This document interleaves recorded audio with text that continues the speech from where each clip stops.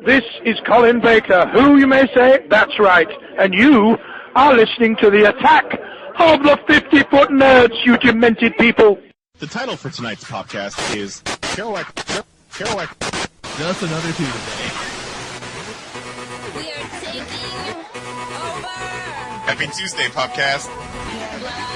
Let's fucking do this thing. This place about to blow. Come on, Slavinsky!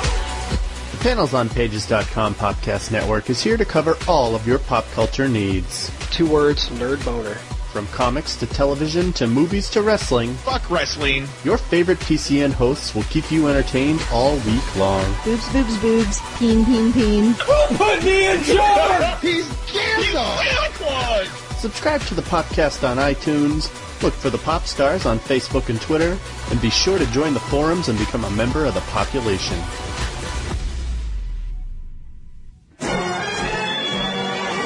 Right, I was just saying to Paul then, what I'm going to do is I'm just going to count in and then I'll do a little introduction to the piece and then we'll just get going, really. There's no set layout or anything like that. It's just basically have a conversation. Sure. Essentially, yeah. How long are you okay to record for? No, but as long as you want. Oh, believe us, we've got some marathon shows. Okay, well, if I'm getting tetchy, I'll ask you to pause while I go and grab myself a glass of wine. But it looks like set for the night. Yeah, well, you set yourself off now because I'm not in work tomorrow, so I can be up all night, mate. I am. So yeah, we won't be too late, I'm sure. No. No, we've done shows that me and the other host Andy, sadly he's working tonight, so he can't join us. We've come on Skype about 8 o'clock in the evening just to have a bit of a conversation, and we've still been recording at 4 o'clock in the morning. Oh, fucking hell. Yeah.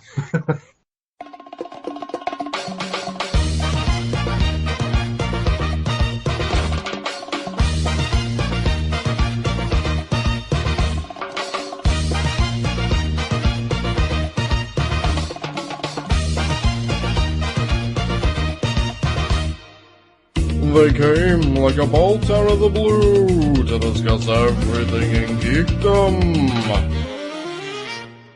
The Popcast Network proudly presents the attack of the 50-foot nerds.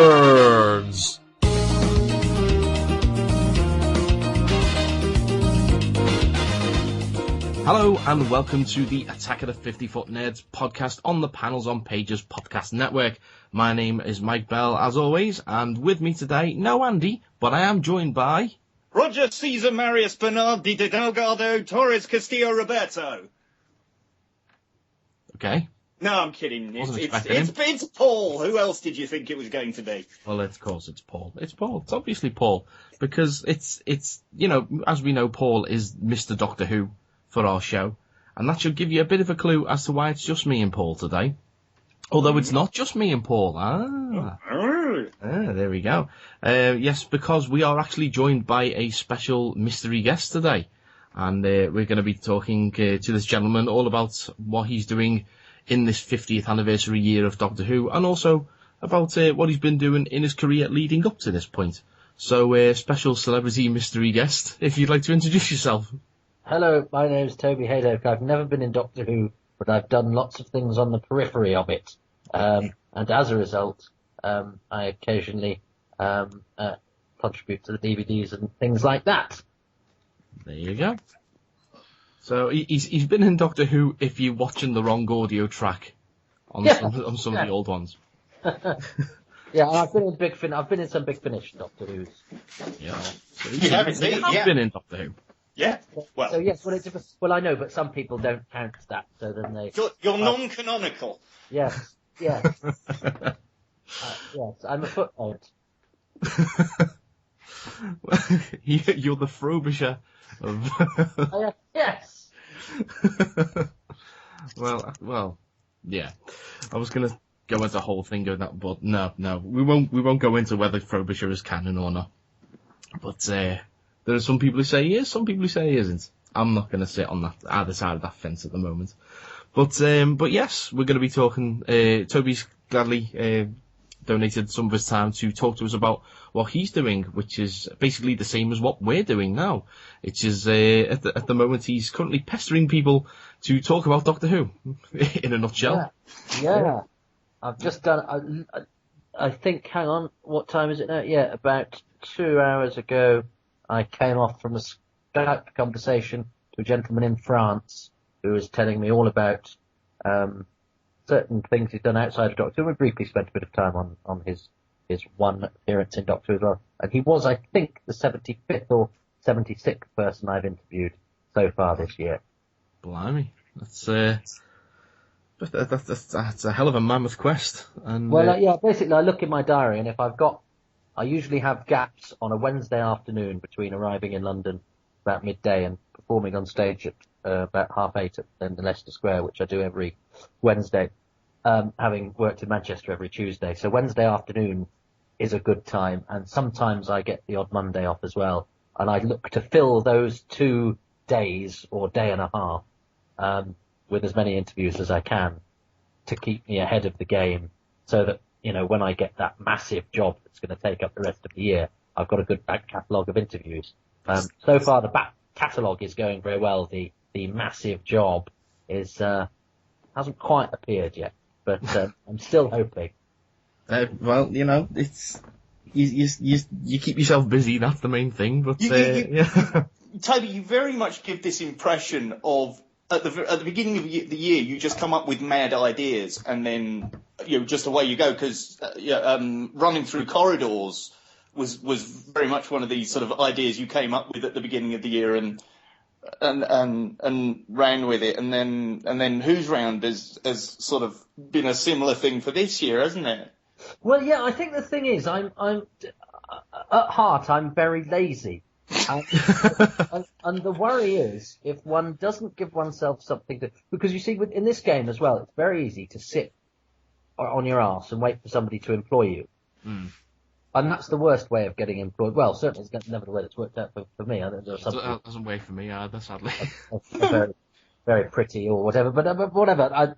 And I have to make myself do stuff. And I think if you do stuff, if you've got something to do, invariably other things come along. Mm. Whereas if you've got nothing to do, it's a big fat hole of nothing surrounds you. So I always think it's good psychologically to if I have an audition, I had an audition a couple of weeks ago, and I thought, if I get that job, that might mean I have to reschedule that, and that. And you go, but of course, rescheduling something is not a massive problem. But it's nice, therefore, that if getting a job is going to be a bit of a pain, because then if you get it, well, it actually turns out to be not that much of a pain, and hey, you've got a really nice acting job. And if you don't get it, you go, well, at least I don't have to reschedule those 6 interviews. So it's a sort of psychological game that I play with myself to convince myself that life's all right, really. and to keep me busy, and to keep, because I would just sit around watching Doctor Who all day. Nothing wrong with that. No, that's my plan for tomorrow. This way, at least I'm turning it into something sort of constructive, and I'm enjoying the process. It's like an expensive hobby, really. I'm buying dinner for people that were in Doctor Who once in 1966, And now we know. Don't start me on that again, you. G.I. Joe. That's your next mission. You've got to get the entire animated cast of G.I. Joe back together. Oh, okay. That's well. Speaking of something G.I. Joe, getting G.I. Joes back together. I believe you just recently. Well, I don't know how long ago you filmed it. I believe you got Havoc back together not so long ago. Yeah, it was about. Yeah. It was pretty much. I'll tell you, it was over a year ago, because a week later I was in hospital, and I was in hospital just over a year ago. This was about even a year and a month ago. So yeah, it was about a year and 6 weeks ago I got Havoc back together. And it's just come out on the Inferno DVD, yes, and it's a nice piece. Yeah, it's I've seen a little look at it, and you become stuntman Toby Hadoke. I certainly do. That one, yeah. This isn't the reason you ended up in hospital, is it? Well, it might be. Buy the DVD and find out. And that's very much the conceit of the thing was, I was very interested in getting meeting the Havoc boys and talking about, all those names that are on the credits that, we see the names and we see the faces, but we don't necessarily hear from them. And that's always been a fascination for me because, I've read all the interviews with all the regulars and I've seen them all at the conventions. I sometimes think it's nice to get the lesser known names, but very recognizable faces. So that was my impetus, when I was thinking about Havoc, but Chris Chapman, as ever, it was actually his idea to do this, extra. And he was the one that when I said, well, yeah, brilliant. I'd love to do that. I'd love to, get together with the Havoc boys. And he said, yeah, I think we could do something a bit more and we could get them to get you to do something. Right. Oh, right. Okay. But it's good to be out of your comfort zone. I mean, it would have been the same sort of stuff I've normally done if it was just a case of talking to actors or people, about their careers and stuff. So to give it a bit of spice and to give it a bit of a narrative through the documentary, we have this thing of, some older guys, potentially humiliating, a slightly younger one, who's pathetic. You are now the Peter Duncan of Doctor Who DVDs. Oh, well, I'd never thought of that. Yes. There you go. Duncan Dares. Yeah. We just need to get you that sort of spearmint green and white checked suit now. Yeah. Oh, I like that. Yeah. There you go. Put that on the website. They need to do a remake of Flash Gordon then, in which I play the guy that sticks his hand in the tree trunk and dies like Peter Duncan does. Yeah. Yeah, I wondered where that sentence was what going there. His career did you mean? Well, no, but he was I think it must have been before he was in. Yeah, no, I was the age to be. We're not that far off in age actually, but I remember seeing him starting his first episode on Blue Peter, and they showed that clip. I do remember that. And Richard O'Brien and Timothy Dalton and all that on the Forest Moon or whatever it was. Yes, I definitely remember all of that quite vividly. Mm-hmm. Yeah, so I mean, as you've mentioned there, you do quite a few bits for the classic range, I suppose, is what they're calling it these days, the Doctor Who classics. Yeah, I've been very lucky. Yeah. I mean, I sort of thought I'd done all that I was going to do, and then Chris offered me the John Levine one and the this Havoc one, and I went, I was going to say no to anything else, give somebody else a go, but they were both. I mean, the John Levine one was something I brought to them anyway, having been suggested by a man on a train. As what good ideas are. Yeah, I was coming back from a gig from somewhere, and a packet of Haribo landed on my table, and I looked up and the bloke said they didn't have jelly babies, but I thought that was close enough. I went, oh, hello, and he just said, I liked your Peter R. Newman documentary that you did for the Sense Rights. And I said, oh, thanks, well, you can sit down and chat if you like. And he said, why doesn't somebody spend a weekend with John Levine? So I rather cockily went, I'll suggest that idea, and I texted it to Chris. And I was just sort of showing off a bit and going, see, I can text the DVD guy. And Chris texted back and went, I've got a meeting with Dan on Wednesday, I'll pitch it. And within about 2 weeks, it had been commissioned. And so he brought that to me, and I said, well, I can't not do that. I did for about a week think I was maybe not going to, because it was a time when I think the 2 or 3 DVDs that I was on came out one after the other. I thought people might get a bit fed up with me. And if I was to lose anything, I wouldn't want to lose doing the commentaries, because I love doing the commentaries and I get to meet the people that made Doctor Who when I was a kid, and that to me is just something I would rather keep doing. And if that means not presenting quite so much, I would be happy to. I've already turned down any sort of form of talking head, because I figure, well, if you want me to be Rent-A-Gob, there are plenty of other people that can speak in an informed manner about Doctor Who. So come on, Toby, don't do that. So I've resisted those. But presenting, that is a job, that is something that requires somebody who can walk and talk at the same time, I guess, and it's something that I quite enjoy doing, and it's a job as opposed to a walking opinion, and they both sounded like a challenge. The John Levine, we didn't know what was going to happen; it was completely unscripted. How's this going to pan out? And the Havoc one, it was that challenge of, well, can you do a stunt? So having initially gone, I won't do either of them, I did them both. That John Levine one's gone on to be something of a controversial feature for the DVD range now. I don't know if we really need to go any further into. Has it? Well, in terms of John Levine, we all know that John Levine has got a certain reputation. Yes. Yeah. But I believe not long after the DVD came out, there was a whole to-do with I don't know the full ins and outs or anything like that, but was that when somebody spilt a Guinness on his suit? Paul knows the details better than I do. One. Yeah. Yes, I'm aware. Isn't that the Adventures with the Wife in Space Yeah. couple? Yeah. I mean, there are plenty of stories that can probably be told about lots of different people over the years at conventions and this, that, and the other. But it has to be said, without going into any great detail, the one man who tends to spring to mind is John Levine. So that's why we thought we'd see what he was like when he wasn't sort of performing on a stage or as part of a convention. Doctor Who magazine review was very snippy about it, I thought, and rather very odd when it sort of critiqued the opening voiceover, because I say something like to contextualise it, happy to do as quickly as possible, and say, he's got a bit of a reputation on the Doctor Who convention circuit. And in the review, it sort of opened brackets and went, oh, well, blimey. And you go, well, I don't know what your criticism there is. We've got to say why we're speaking to this man rather than anybody else. And we're not allowed to show convention footage. So it seems a shorthand way of saying it. And they seem to be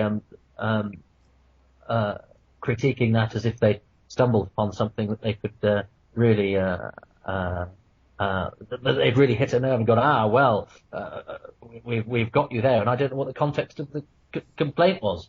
It was a very odd review. It ended up grudgingly saying to us we'd done a bad job well. And it's like, oh, well, no, that's only because you imputed our motives as to the job we were doing in the first place. Then when we didn't do it, you grudgingly said we'd done quite a good job. I'm a bit cross about that. But I'm not aware that there's been any controversy. John, I think, was quite happy with the end result, wasn't he? Well, I haven't heard anything from him on the. Actually, no, tell a lie. I did read something somewhere that he was. He felt like the editing had made him out to be a bit. I'm trying to find words that I can say that aren't. He said that it's kind of marked him out as a bit of an oddball, to put it lightly, I suppose. That's nothing to do with any editing. Well, that's what I'm saying. That's what he said, anyway. And actually, that's not what he said when we first sent him the cut and when I spoke to him on the phone. So, I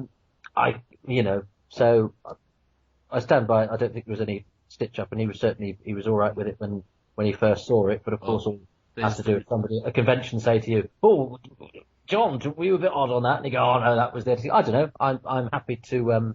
There was nothing that went on that was disingenuous on our part, and he was certainly very happy with it when he was given the first edit. I spoke to him about it for about half an hour.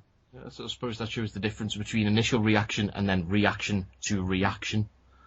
Well, if yeah. You mean, yeah, if you know what I mean, yeah.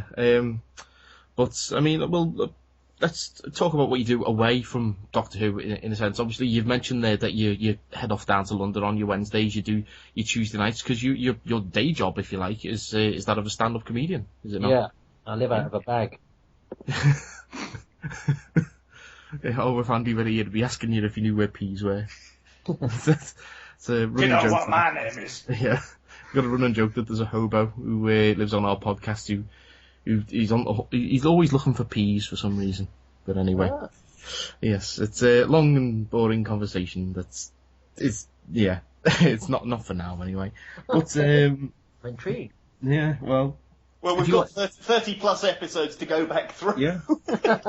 Easiest thing I can do is suggest if you want to take a listen.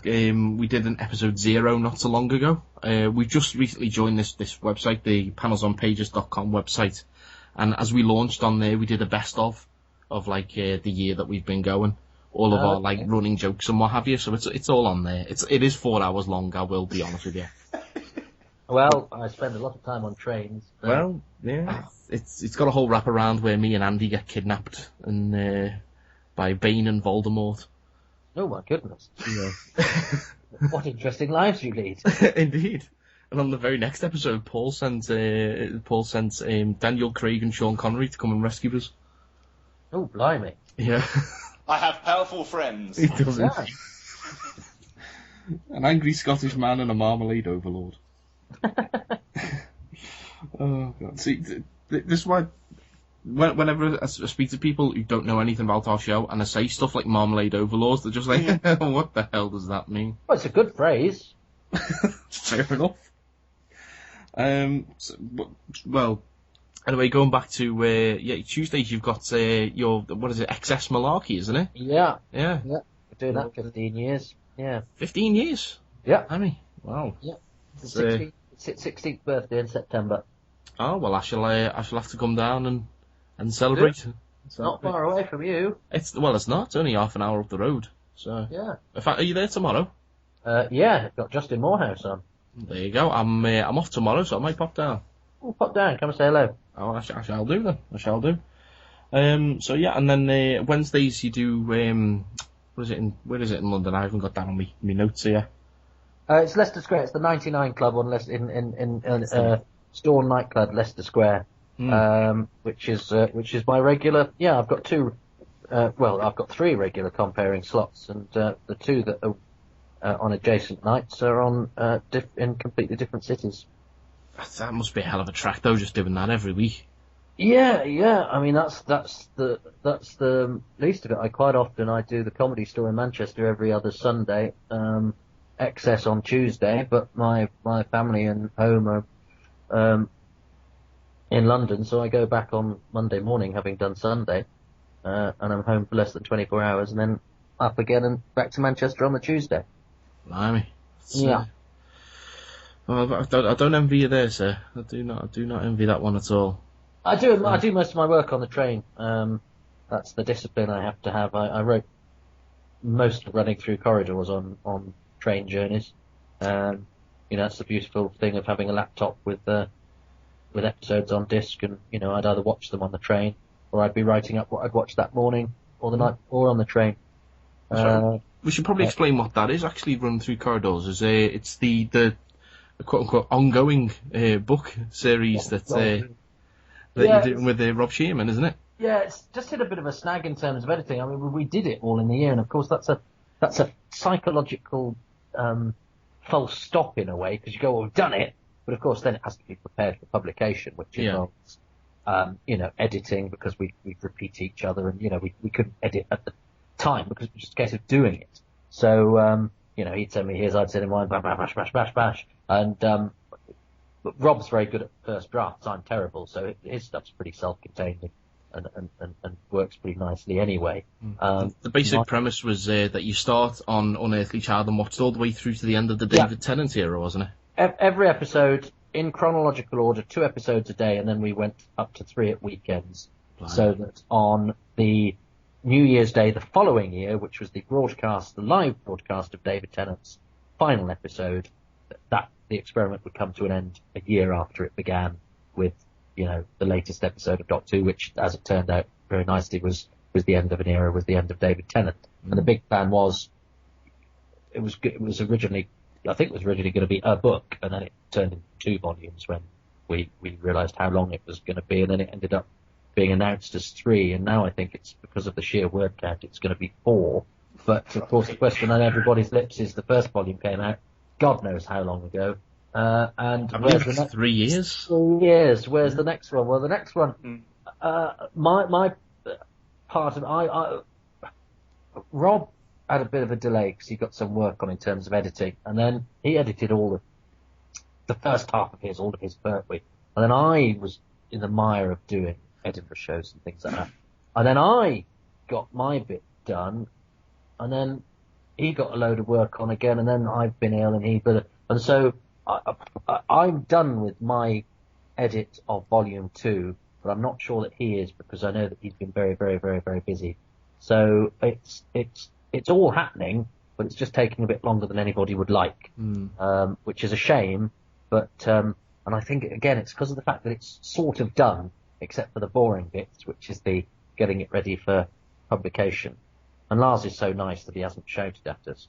So I'm hoping Volume 3 will come out a lot quicker than Volume 2. Because I had just been given Volume 1 when you were last at the MLG, and that's getting on for like 2 years ago. Right. And, one of our last meetings at the Jack, that wasn't it? Yeah.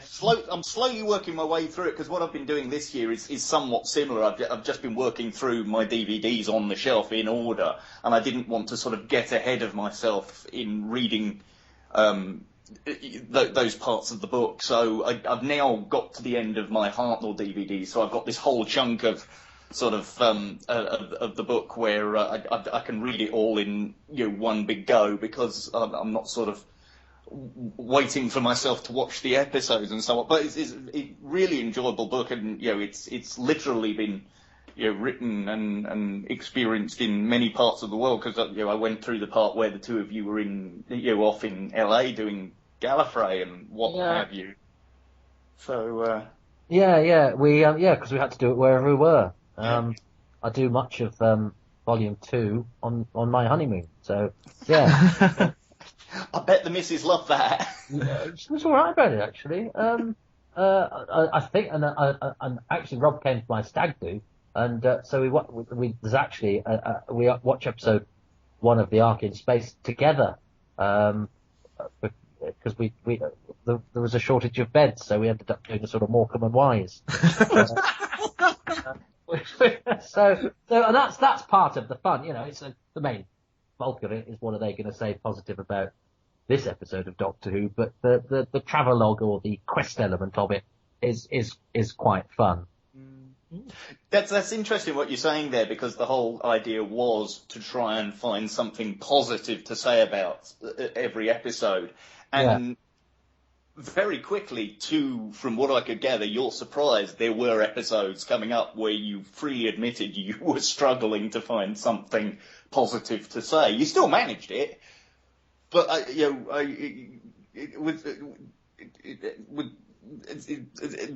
I get that right? That's certainly what it felt like you were saying. Yeah. I mean, in that volume, my first volume, I did struggle with the Celestial Toymaker. Yes. Which is not very good.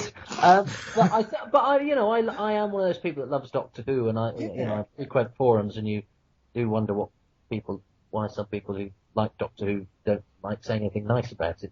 And even Doctor Who stories I hated as a kid, I rediscover something for, or see something new in as time has passed, and I'm happy to watch a story that I don't think is any good because it's Doctor Who, and actually find things I like about it, and watching everything in context threw up all sorts of new dynamics and elements to it as well. But there are occasions we're not particularly nice about the moon base, which then, funnily enough, I had to watch again.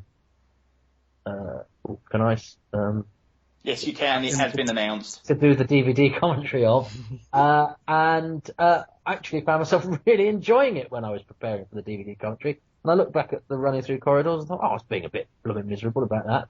And there are a couple of Pertwee stories where Rob actually gives up on one episode and just writes 2 lines and then hands it over to me.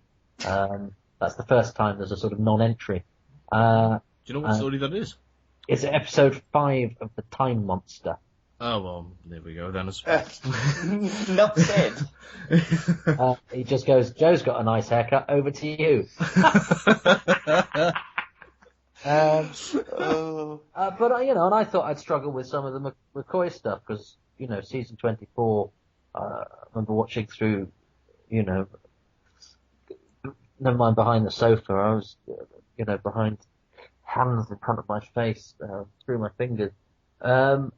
And actually a lot of that stuff, a lot of the quirkier stuff that seemed such a culture shock to a Doctor Who fan that imagined Doctor Who to be about soldiers fighting and invading aliens, and suddenly it's about, you know, a warrior queen hiding in a honey shed, you know, with a dotty old man at a Butlins holiday camp nearby, and actually Delta and the Bannermen I thought was a real breeze. I thought it was a hoot. It's not one I've watched in a long time. I want to dig down again now. You know what? It's not a bad way to pass the time. I think with a glass of wine and unwinding late at night after you get back from work, as I tend to get back quite late at night. It rattles through and it's quite fun.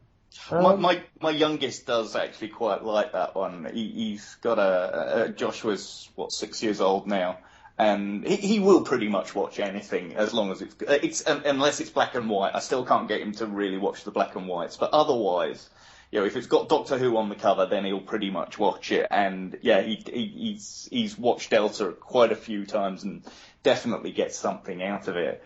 But I mean, this is something that I don't understand about. See, I'm going to come across as this old curmudgeon now. Modern fandom, this whole trashing of the current series, and I'm sitting here week after week, and then getting the broad strokes of what's being said by people on Facebook and Twitter and Gallifrey Base and what have you, and I'm thinking, are we watching the same show? I actually wrote that on a comment on Facebook the other day, didn't I? Yeah. Are we watching the same episode, for God's sake? But enough. It was actually in reply to a certain someone from our group, Toby, you've expressed your opinion about before. Was it? Oh, yes, yeah. Yes. A gentleman, yes. Oh. Yeah. Yeah. I just don't understand how people... it's like, it hasn't been good since '89. Well, why do you continue to watch it then, if you haven't got a good word to say? Yeah, well, it partially goes back to running through corridors, because it's easy trap to fall into. I find myself doing it, where it's actually, especially in social media and when you're stuck behind a keyboard where you're all powerful and it's easier to criticize than it is to celebrate. That also gets more of a response. It's easier to it's easy to fall into that trap of being, and also cynicism and pessimism is often mistaken for intelligence and repartee, because there are some very very good comedians who always err on the dark side and are cynical and and that's become a thing, but it actually only works if it's coruscating and virulent and verbally dexterous and has a sort of stream of intellectual rigor running through it. But most of the time, it's people just bloody moaning. And there's nothing like a good vent and a good spleen. But do you know what? I watch Doctor Who to be entertained and to enjoy it. And I used to want to go online and sort of say, what do you mean you don't like the androids of Tara? It's brilliant. Well, it's just somebody's opinion. And if a twat's got an opinion and they're expressing it in their own house, you don't have to go into their house and listen. Now, of course, their house is suddenly available to you because it's on the internet. But if somebody's talking rubbish in their own house, just shut the door and walk down the street, because you're never gonna. No worthwhile argument has ever been had and resolved on the internet. I think that there's a quote that will win the internet right there. Yeah, I like that one. I do. I like that one. Hey, Toby, do you remember the very first episode you actually remember seeing? Yeah. Back in the day. Yeah, episode 1 of The Invisible Enemy. And it was a repeat because I remember where I was. I'm at my mum's at the moment, and this is the house I grew up in. And it was 3 rooms away, where my youngest son is now asleep.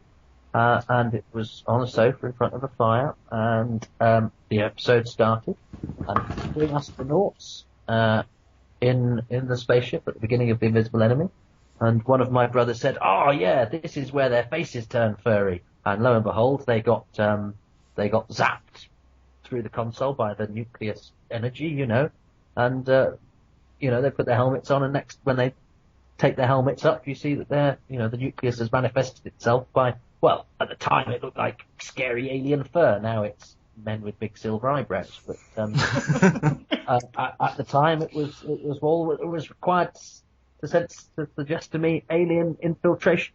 And and what's quite lovely actually is that I've just sent one of those astronauts the edit of his Who's Round podcast that he wanted to listen to just before I bung it over to Big Finish. And of those three astronauts, one of them is now dead, and I've interviewed one of them by Skype for the podcast, and I've spoken to the other one on the phone about the possibility of doing the podcast. So I love the fact that from that first episode, there are, that I've got those connections. And indeed, the two main guest stars, Michael Sheard and Frederick Jaeger, by coincidence, I wrote both of their obituaries for the Guardian newspaper. So it all weaves together. Did you ever meet Michael Sheard? Yeah, I did. He was lovely. Yeah, he was. When there was a convention very near where I was living in Essex many moons ago, and I did get to have a brief chat with him and get an autograph and that. But the thing is, I'll always everybody remembers him as Mr. Bronson on Grange Hill, but yes, all his Doctor Who stuff as well. Yeah, he was lovely. He was really Proper nice gent. Yeah. Yeah. Mike, what do you remember your first episode? I do. This will show my age now, but I actually have very vivid memories of now I always get confused now which one it is. It's oh god, no, it's the McCoy Dalek one. What is it? Is it Remembrance? Remembrance. Yeah, I always get because there was. It's appropriate you should forget the name of that one. Yes, you young whippersnapper, you. No, I do remember Ace being chased through the school by a Dalek, and that's one of my very first Doctor Who memories. It's another Michael Sheard one. Yeah. Yeah. Let's see. As you say, it's all cyclical. For the record, my earliest memory is Creature from the Pit. Oh, yeah. And I've always had this very, very strong recollection of the scene where K9 is attacked by the wolfweeds. That's the only thing I could definitely recollect from it for many years.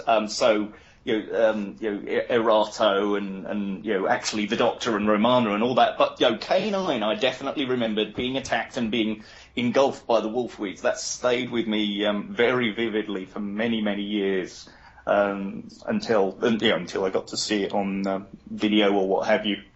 Gosh, whenever that was.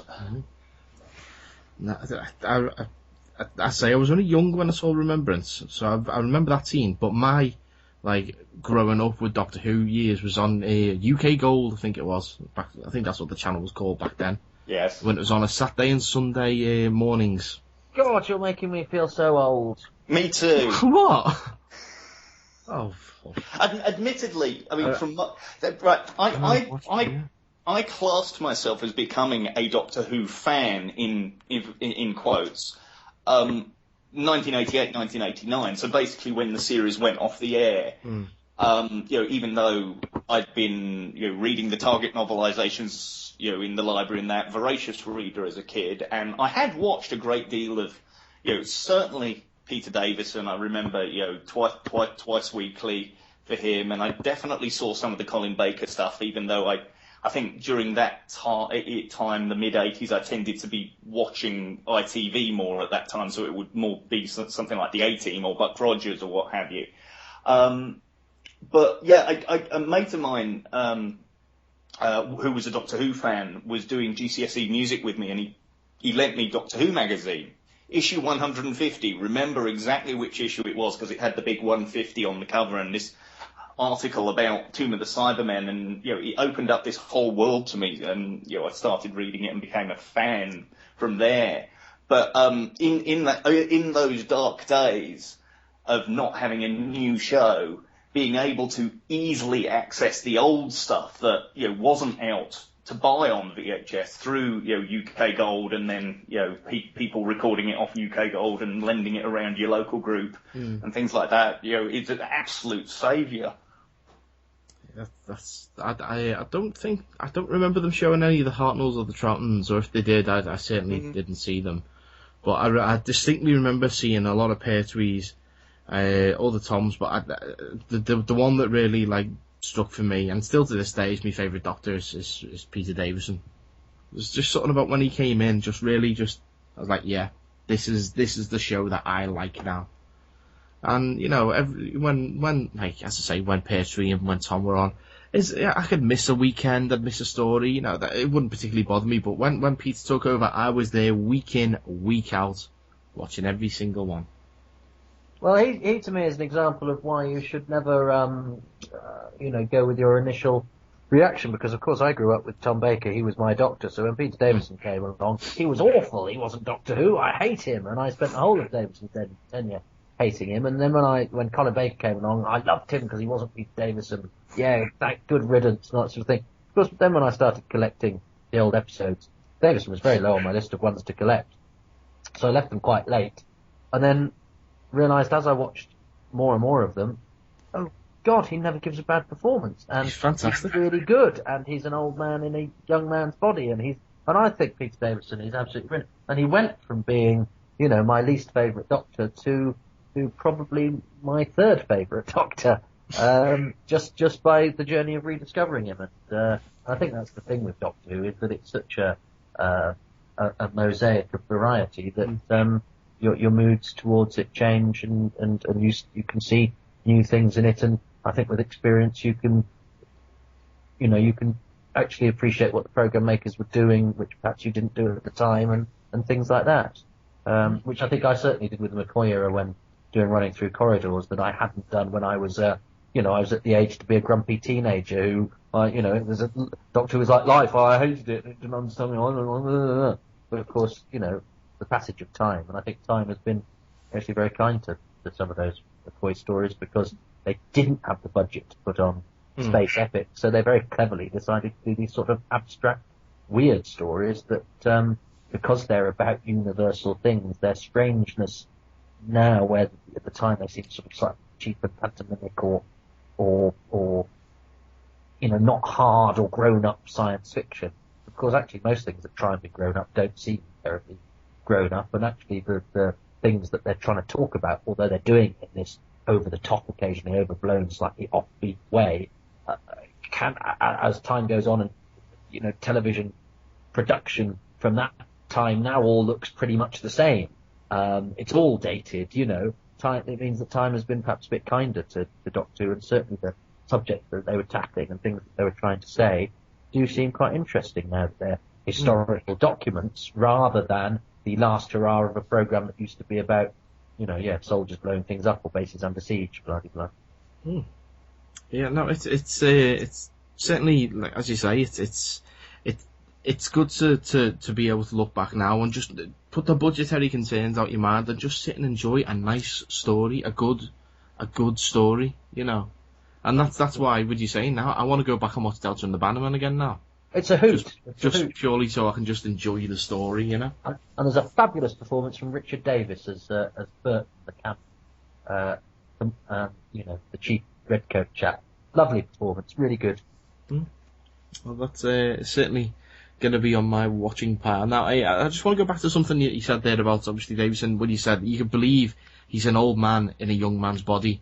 Yeah. I mean, if anything, that perfectly sums up Matt Smith's performance for me. Absolutely. I mean, that guy's, God, he's got depth. I mean, in those hollow eyes, there's a thousand tragedies, but in this sort of youthful, zany, and he's got his wonderful physical acts, the pirouettes that he does, and the way that, it's like the Sorcerer's Apprentice, the way that he manipulates the TARDIS controls, and he's wonderfully physical, and he's got these sort of nooks and crannies in that face, yet a young man's face and a young man's physicality, with such depth. I love Matt Smith. I think he's absolutely brilliant.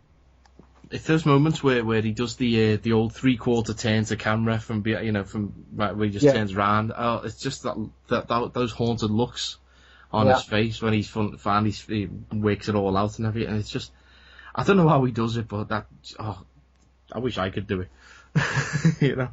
It's just it's spot on.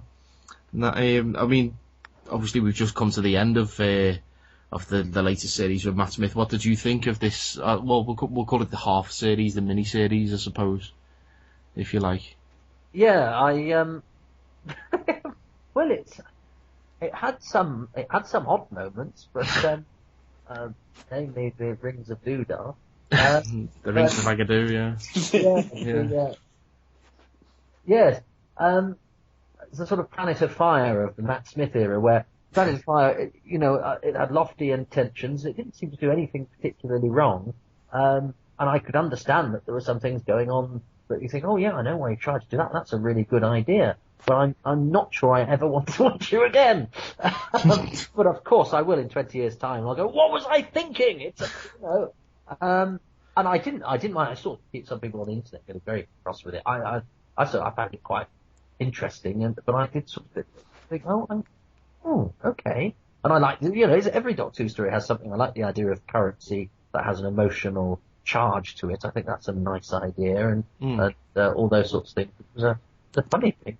But I really enjoyed the first episode, World Wide Web of Fear. I think is a I like that. I think Mark Gatiss has been channeling his Doctor Who pedigree. It's two very different stories, both of which worked in different ways, which was nice. I really enjoyed the Crimson Horror. I think Saul Metzstein's a fantastic director. And I really like the look of the Crimson Horror, and I love the fact that they had the flashback on silent stock. I really like the Sapphire and Steel episode, Hyde. I like the spooky, the offbeat, and I think Jenna Louise Coleman, she's just leaps off the screen. I think the camera loves her, and doesn't she? And likeable actress. And I love the trio as well. The Strax and Bastra and Jenny. I'd give them their own series. But everyone says that, give them their own spin. No, because it's every now and again when they just pop up, you just get that like yes, that moment. If it was every week, then no. Yeah, I suppose yes, it would be like the lone gunman in the X-Files. You go, exactly. Be careful what you wish for, I guess. Yeah. I love them, and it's always a delight to see them. I think Strax is hilarious. Yeah. He does make me giggle just to think about it. Just the line reading on that. I've been run over by a cab. Yeah. It still makes me laugh at. I have to say, but if we're going to do the Doctor Who, I do miss having a full season of Doctor Who every year. Is that right? So, I think that's a bit of a shame that. Especially this year. And this year we're getting 2 episodes produced this year. Yeah. Yeah. Not sure how I feel about that. No, I'm not particularly happy about it. I mean, it is. I mean, I suppose they get a certain budget for the year. I mean, I don't know exactly how it all works down there, but I suppose they get a certain budget for the year. If they're only going to do 1 episode, then they're going to throw all the money at it, really, aren't they? And for the 50th, you're going to have to throw some cash at that. Well, I would hope so, and I hope the BBC are really behind it, because I think that I think the team that they've got, I think they've got a really good core of directors. I think the direction, as I mentioned, Saul Metzstein, but I think that's McKinnon, Nick Hurren, I think is a really classy director. Toby Haynes hasn't done any this year, has he? But he did the previous ones, and I think the direction on the show is top notch, because directors like Doctor Who, I think, because it gives them a chance to do the sort of thing they can't really do anywhere else, certainly not on British television. Yeah. And it's like I heard you do the Who's Round with Saul Metzstein, and what he was saying basically, it's a chance to do a different kind of movie every week. Yeah. And that's really intelligently on that podcast. I think it's a really good interview. That's a great one, that is. Yeah. Yeah, it's worth listening. I was listening to that when I was driving to work the other day. Yeah. That in a grotty hotel room with no windows in Manchester. Are they all like that in Manchester? The ones that I stay in when I'm doing not very well paid comedy nights they have to be. I stayed in, the big Hilton with the weird jutty out bit. I stayed in there. I went to a wedding. I stayed in there, and gorgeous Hilton hotel. We were overlooking a really shabby car park.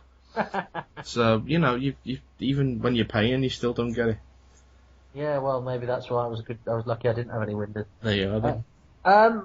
But yeah, no, I'm looking forward to the 50th. I mean, John Hurt can do no wrong in my eyes. I think he's a wonderful actor. And I'm pretty spoiler free. I try not to find anything out. That's got to be difficult in your line of work, though. Not really. Nobody talks to me.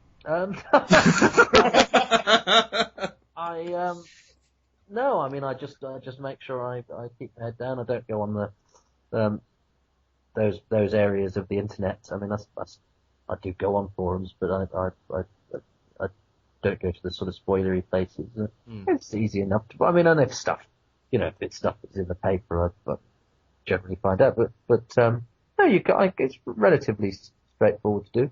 I'm looking forward to the adventure in space and time. I've got high hopes for that. I think that will be lovely.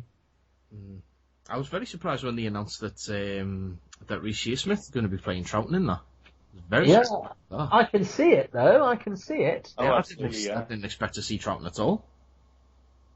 Ah, well. But see what he does in it.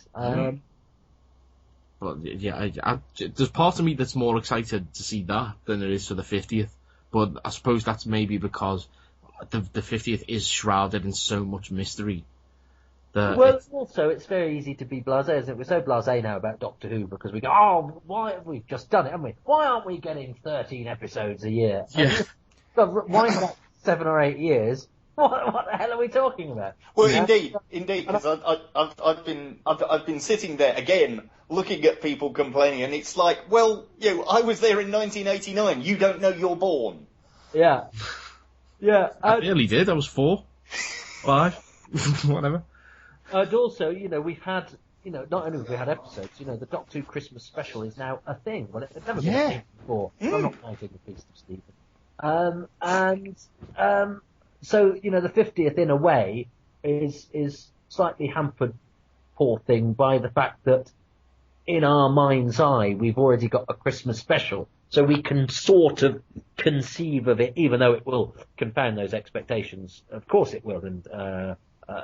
But in terms of anticipation and slavering, we sort of go, oh, well, they sort of might feel I might know what sort of thing I might be getting. Whereas with Adventure in Space and Time, we don't really know, and nothing quite like it has been done in Doctor Who terms before. Yeah. And of course, it's going to have a massive nostalgia kick. Huge. Oh God, yeah. I mean, we've been at the MLG meetings. We've been complaining quite loudly in terms of just the room where we are. They're saying, why aren't they putting classic episodes on BBC 4? They should be doing like a serial a week or something, Yeah. Well, I mean, those lovely American documentaries, which are really nice. And somebody, I went to a mate's house and watched a couple of them. I said, yeah, they're lovely. I said, it'd be nice if we had something like this. I believe we are getting them in November. Are we? So I'm told. Right. Well, they're nicely done. They are. They're really good, but it's just the fact that why have we got to wait so long to see them? I just don't understand it. They get one a month. That's, I don't understand why we can't have that as well. I don't know if it can't be a licensing issue. But... well, we were guaranteed wall-to-wall Doctor Who, I have to say. Yeah. Well, if you're not getting a wall-to-wall Doctor Who, you tune into Toby Hadoke's Who's Round. There you go. That is wall-to-wall Doctor Who. There we go. Now, I was going to ask you about, obviously, you said that you do your stand-up and what have you. Now, you've done Doctor Who-related stand-up in Moth Set My Doctor Who Scarf and My Stepson Stole My Sonic Screwdriver. Yeah. Which is not the easiest title to say, I'll be honest with you. No, but you remember it. That's because I've got it written down in front of me. But, I've not seen Stepson yet, but I did come and see you do Moths. It was one of the very last shows that you did, I believe. Yes. And, I really, really enjoyed that. Gotta say, really, really enjoyed that. And is there any more plans to take either of those shows back out again, or...? Yeah, I think I've wound up with Moths, although there's early talk of in November doing a night where I do both of them. A week or so before the 50th anniversary, which in a West End theatre, but that's early days. Right. It's kind of the right time to be doing it, I suppose, isn't it? Yeah. Yeah. And Stepson is going to be touring. I thought it would be touring this year, but I've done a couple of dates this year, and I've got they start to kick in. I've just gone through my diary for the end of the year. And they start to kick in September, October time. But I've also just been booked in to the Oldham Coliseum on something like the 16th of January. So that's clearly got legs beyond the 50th. And I think that's just because my producers had some other things that they were very busy with. So that's what's delayed it. And I'm always happy to take it on the road.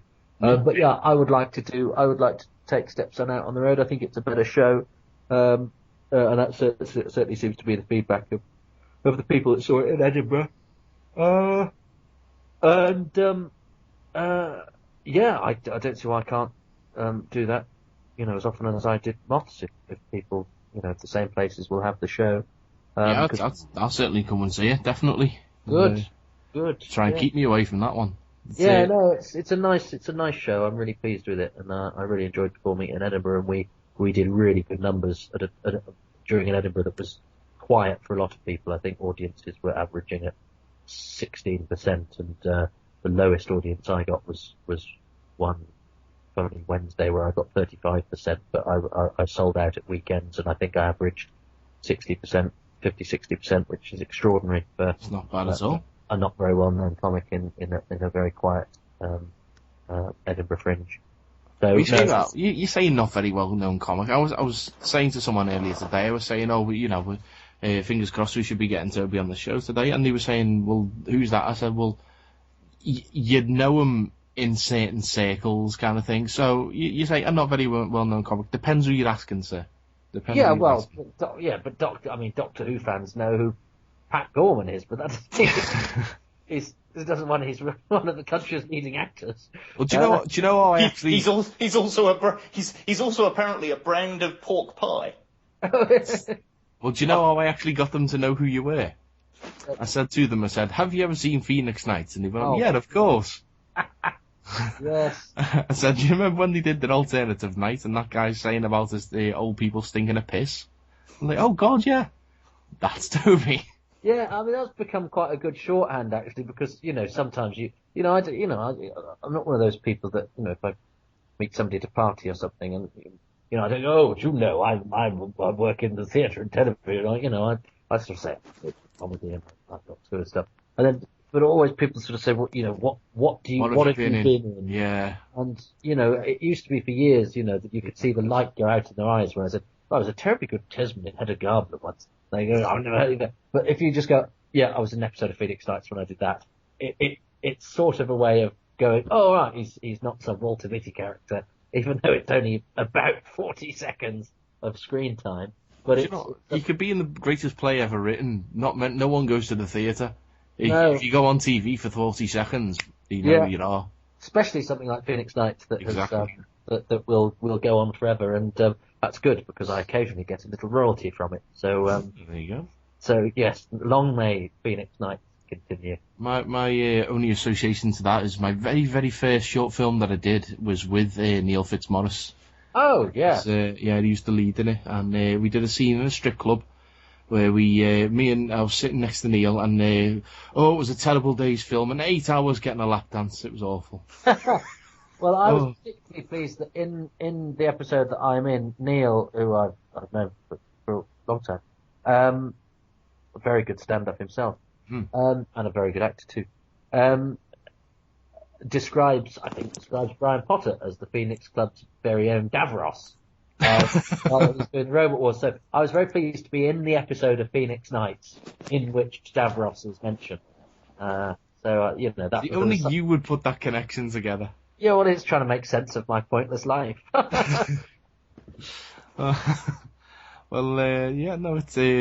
I say when I said to this person, I said that's who he is. They were like, oh, I want to watch Phoenix Nights again now.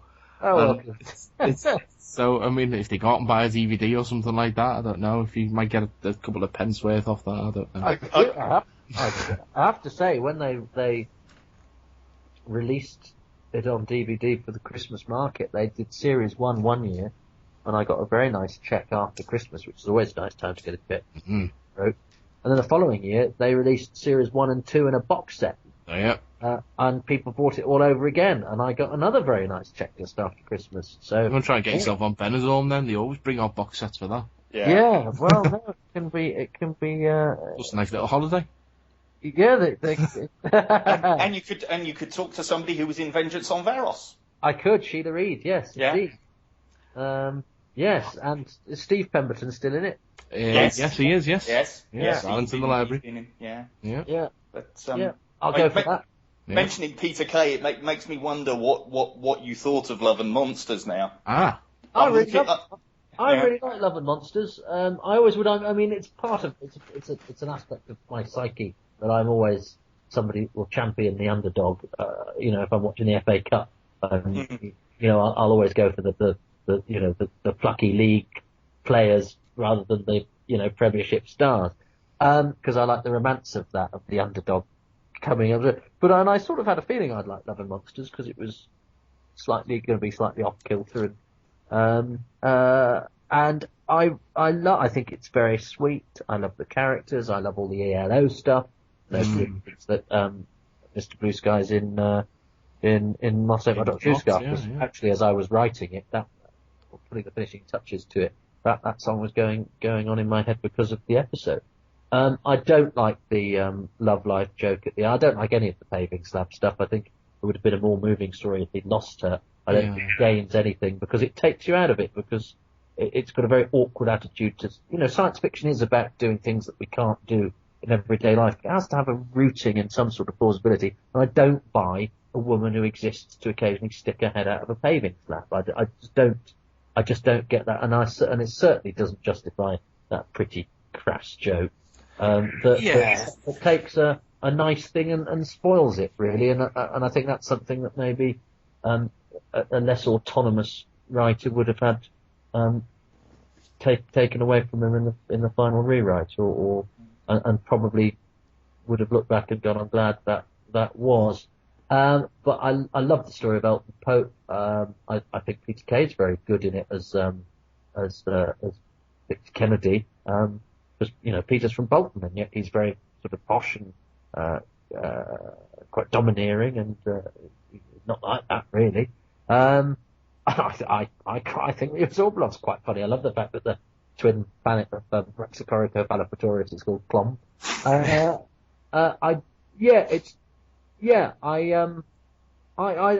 think it's sweet. I don't know, and I think the stuff with Jackie, who's often this sort of funny comedy mum, the stuff where she finds the picture and she sends them away. Oh, it's heartbreaking. Yeah, she's got one of the best stories in Mon Doctor Who, actually, because she's this woman who has to.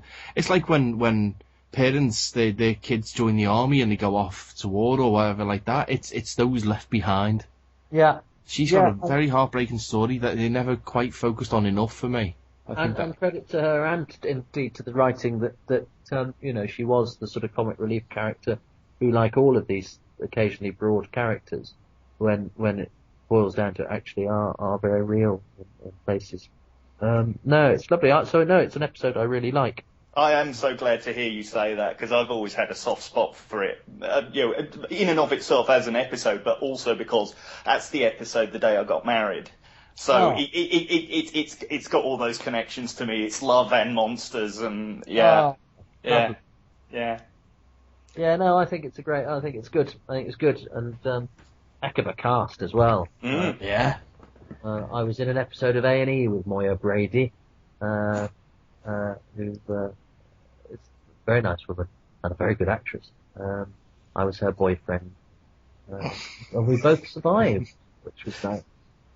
And her mum was played by Bridget Turner, who is in Gridlock.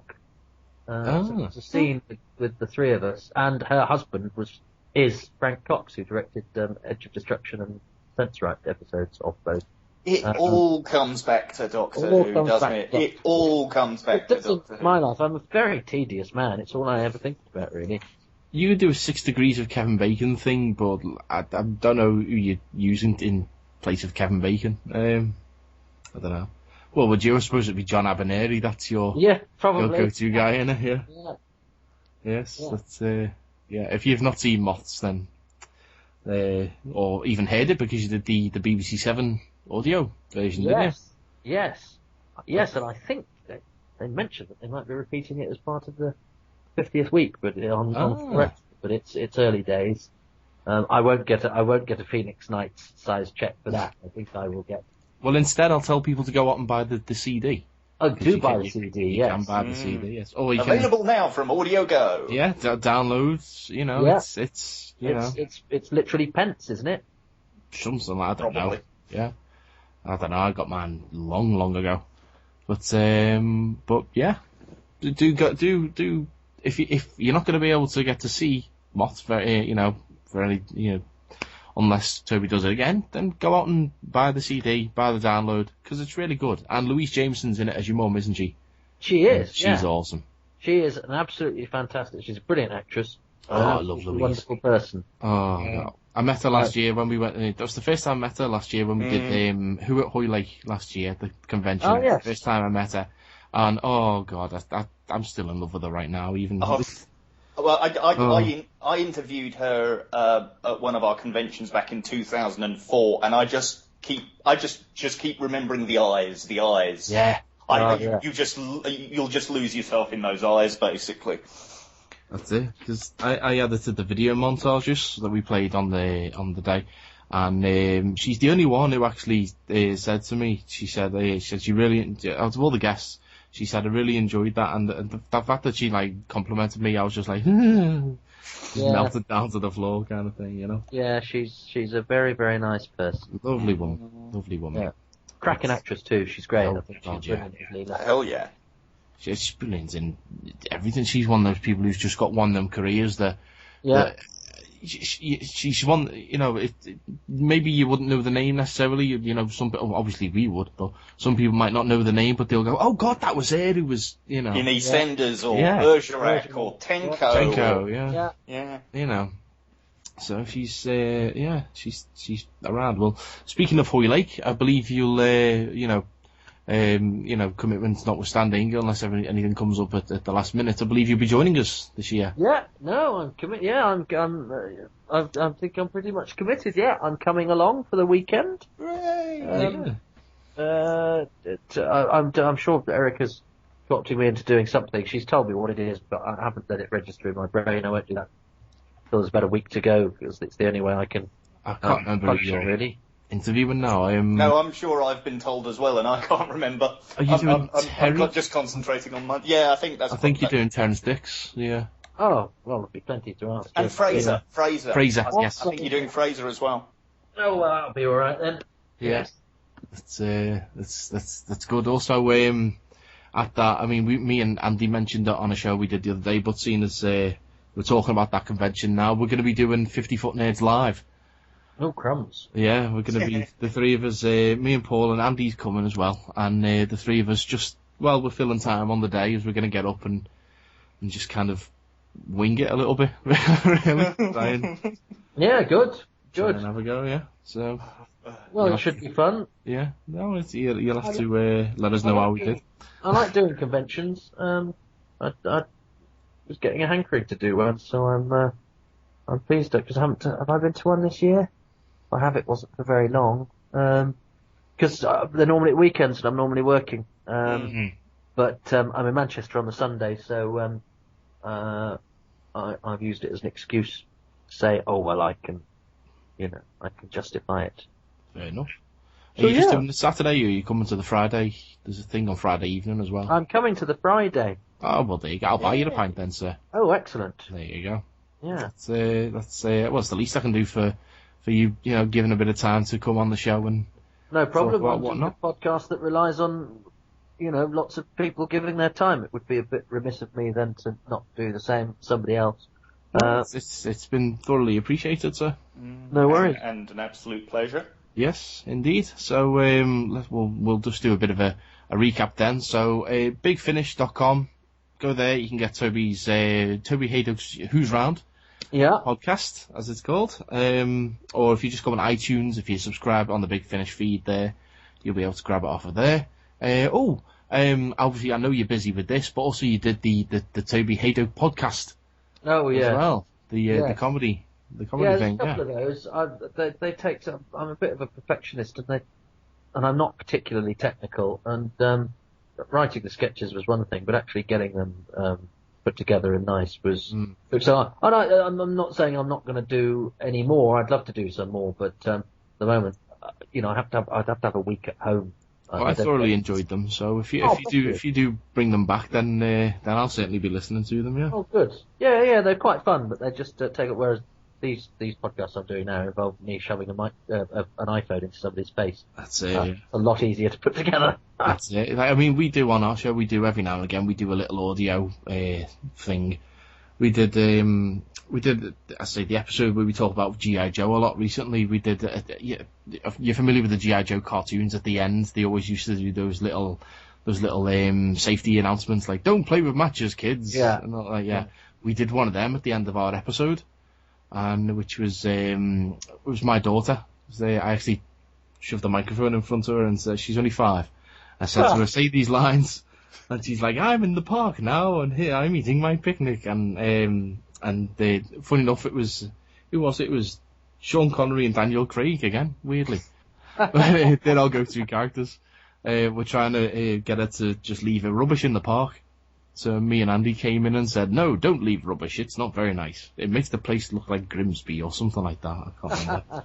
But yeah, so it's nice to put a little audio thing together, and we're working on something at the moment as well. We're working on a little audio thing that we'll be putting out. So yeah, so I know what it's like to get audio, like little audio sketches together, and it's not the easiest thing in the world, but hopefully they make people laugh. And as I say, sir, I certainly enjoyed yours. I'm sure many other people did as well. Thanks. So yeah, so that's who's round. The classic Doctor Who DVD range. Let's see. I've got a list here of the ones that's let me get freaking iPad's locked itself. Okay, DVD commentary moderator on The Rescue, The Romans, Curse of Peladon, Monster of Peladon, Time Monster, The Dominators and the Ark is what I've got here. Am I missing any? Oh, God, yeah, you're missing loads. Oh, God. Nightmare of Eden, Android Invasion, Invasion of the Dinosaurs. Of course you are. Oh, God, wow. The Greatest Show in the Galaxy, Happiness Patrol. I've done loads. Some that aren't out yet as well. I remember you telling me about them once upon a time. Yes. I've done, and some that are still. Mind of Evil's coming out soon, isn't it? I've done the one on the Mind of Evil. I've done the Sensorite. Lots of Sensorite. Why didn't I know that? I love the Sensorite. The Colony in Space.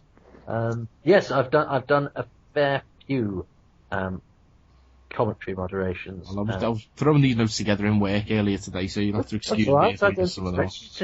To know the more. So go and pick up those DVDs to, as we said at the start of the show, to hear Toby on Doctor Who if you click on the wrong audio thing. Yes. It's kind of like Mystery Science Theatre. CD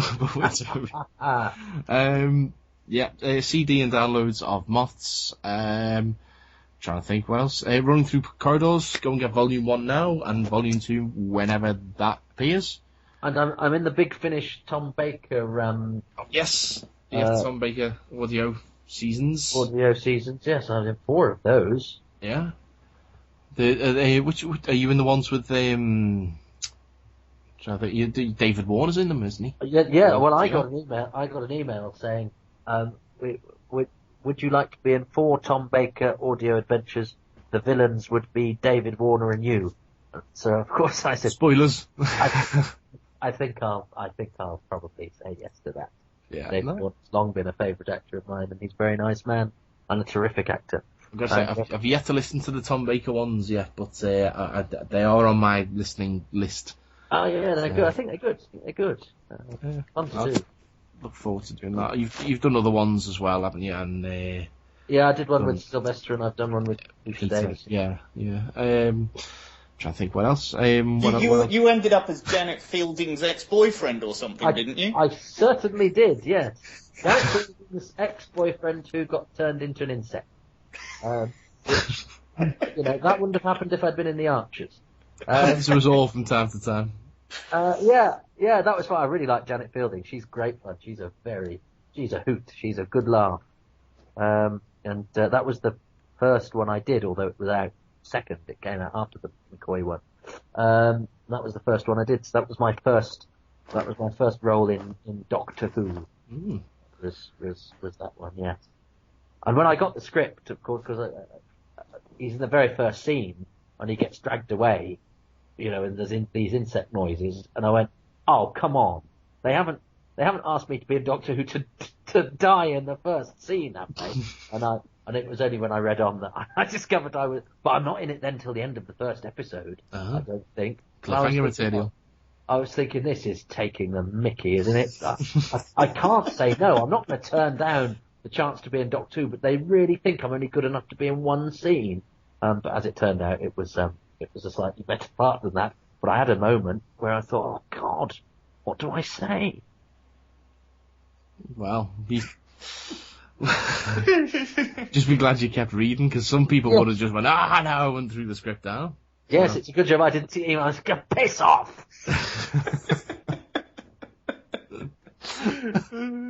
I'm trying to think. Oh, I know one other thing. You've probably got loads more that we could plug, but I know there's one other thing that you actually mentioned to me. I tweeted you about this long time ago, just to confirm that it was actually you, and you actually said, yep, that's me. You are David Tennant in Lego Harry Potter, are you not? Yeah, I am. Barty Crouch Jr. The Lego Harry Potter Wii game, I am the voices of Richard Griffiths, who's just gone, bless him, David Tennant, Kenneth Branagh, I think, Jason Isaacs, and somebody. I'm 5 very good actors who were clearly far too expensive. And if you've not played the Harry Potter Wii games, they're a bit like those old 60s comedies where it's not dialogue. So what we have to do is make sort of chitter-chatter noises, but they have to be distinctive enough to be the character. And I just got a list saying you're Vernon Dursley, Gilderoy Lockhart, and it said, and Barty Crouch Jr., which is David Tennant. Yeah. So then I watch the clips and things like that, and you just turn up and, hope they don't sack you for not being able to do it. And they didn't. And, nice gig, actually. Not all about you, but it is just all just going, and your script says things like, scream, long scream that tails off because you've fallen off a cliff. And then sword lunge, heavy sword lunge, long sword lunge. And you're just sitting there in a booth going,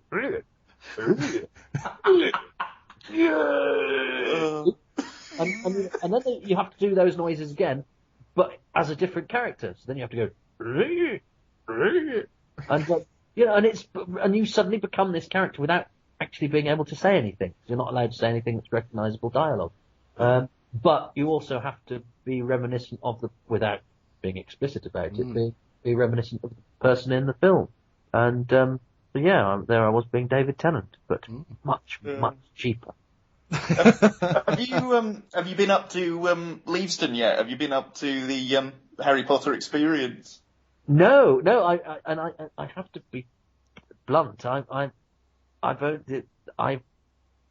that point, I think I'd see the first film with the kids. But I know I'd only watch. I'm way behind with Harry Potter, I'm afraid. Yeah, about a decade, by the sounds of it. Yes. I've watched the second film, and I've watched the bits of the third film that had people in it that I had to play. Right. And then I caught the end. Typically, I then caught the end of the last film about 3 months ago. So I know how it, but I don't know how they get there. So you get to see him go, gosh, I'm a wizard, and then all of a sudden, oh, you've killed me, Harry! Oh. Yeah, pretty much, yeah. But your kids like the films? Yeah.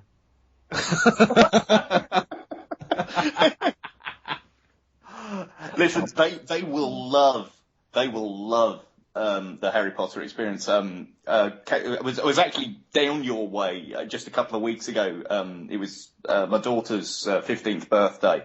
She was dancing with her dance school at the Albert Hall, and we decided to make a long weekend of it because it was a birthday. So on the Sunday, we did the trek up from central London, where we were staying, to Watford to do the Harry Potter experience. Joshua was dressed up as Harry Potter, had a little scar on and everything.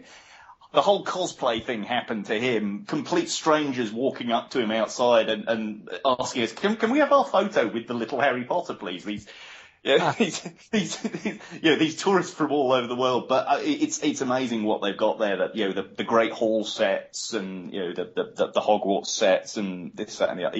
Just absolutely mind blowing. You might not get as much out of it as the kids would, but it's definitely worth it.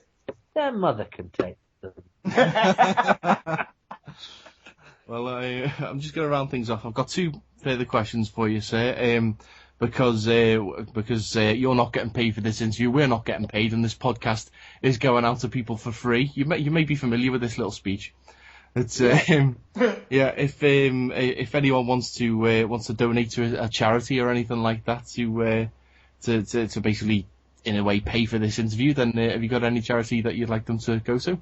Oh, crumbs! Now, see, that's the question that when I ask that in the podcast, I always tell people beforehand, because the first few, it's the one that makes people freeze. Which how about the Psoriasis Association?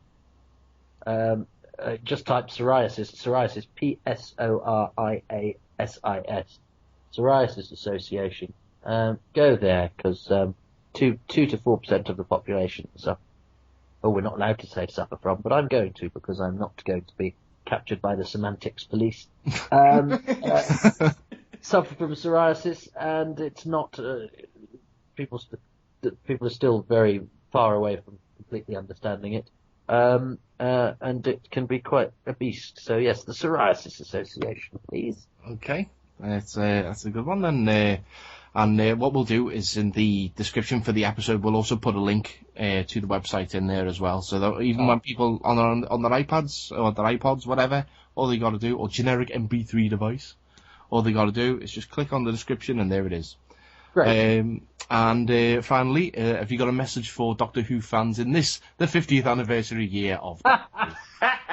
Do you do this to everybody, or is this just because it's me? Or am I doing what every Doctor Who podcast does?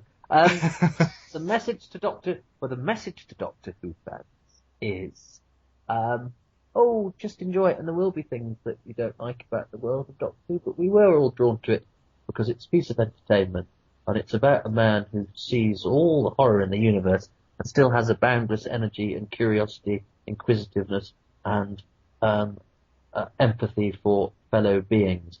And I would hope, therefore, that the lesson for those of us that are fans of it is that we should try to be the same. There we go. I think that sums it up quite eloquently. And so say all of us. Indeed. Okay then, I think that just about wraps things up then for this episode of Attack of the 50 Foot Nerds, Beyond the 50 Foot Nerds, whatever we put it up as. I'd just like to thank Toby once again for coming onto the show, and Pleasure. No worries, sir. And I'll come and see you tomorrow, and I'll buy you a pint. Oh, bless you. Okay. Just to let you know that we are all on Twitter. Mine is at Mike G Bell, Paul is at Auton Scouser, and Toby is at Toby Hadoke. That's TOBYHADOKE. And of course, there's the show Twitter, which is at 50 Foot Nerds. Okay then, all that remains to say then is for this episode, my name has been Mike Bell. And my name's been Paul Griggs. My name's been Toby Hadoke, but that's probably not how you pronounce it. Until the next episode then, Naginis, geek out.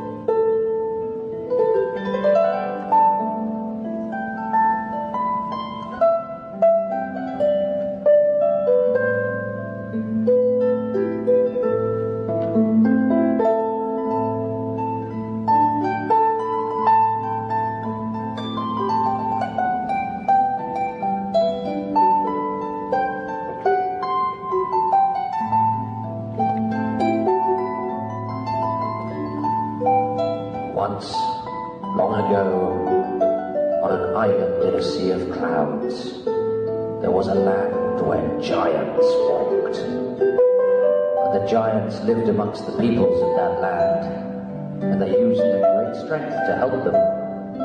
But the power of the giants was too great. Their hands were too strong, their tread too heavy. And the more they tried to help the people, the greater was the destruction that they caused, until the people that they tried to help were no more. And the giants were alone, and their islands laid waste. And in their shame, the giants built a temple, and there they swore that never again must they meddle in the affairs of mortal men. And then they scattered, ever to wander abroad in repentance, until the twilight of the world, until death comes to time.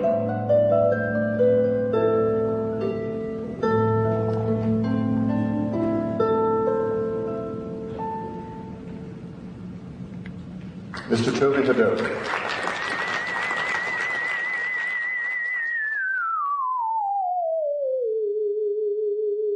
If you've enjoyed the nerddom in your ears, then please follow us on Twitter at 50footnerds, or email us anything except spam at 50footnerds@gmail.com. Yeah, do you know what? I'll do it now just in case. Do you mind if we just get a little sounder off here just to go on like the start of the episode? Just say, I'm Toby Hadoke, you're listening to, that kind of thing, yeah? Is that okay? Yeah? Yes. Okay. The 50-Foot Nerds podcast? Yeah, the Attack of the 50-Foot Nerds podcast on the Panels on Pages podcast network. I know it's quite long.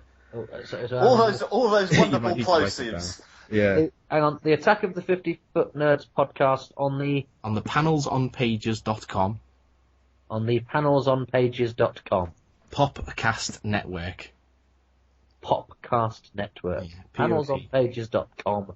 Popcast network. Yeah, it's all right. Quite long. Yeah, we have to write it. Andy had to write it down when he met Peter Davison, and he went over to C2E2 in Chicago a couple of weeks ago, and managed to get one of these off Peter. And Peter's like, "Hang on, I've got to write this down." Yeah, I'm actually going on the panels on panelsonpages.com. Yeah, Popcast network. Popcast network. Yeah. Right. All right. Okay. Right. So, okay. Do you want me to do it now then? Yes, please, yeah. 3, 2, 1. Hello, my name's Toby Hadoke, and you're listening to the Attack of the 50-Foot Nerds podcast on the panelsonpages.com Popcast network. And if you think I didn't write that down, you're a fool. Thing is, though, we always do a little post-credits clip, so I'm going to put that in there as the post-credits as you typing it down. Yeah. Well, that's the beauty of radio.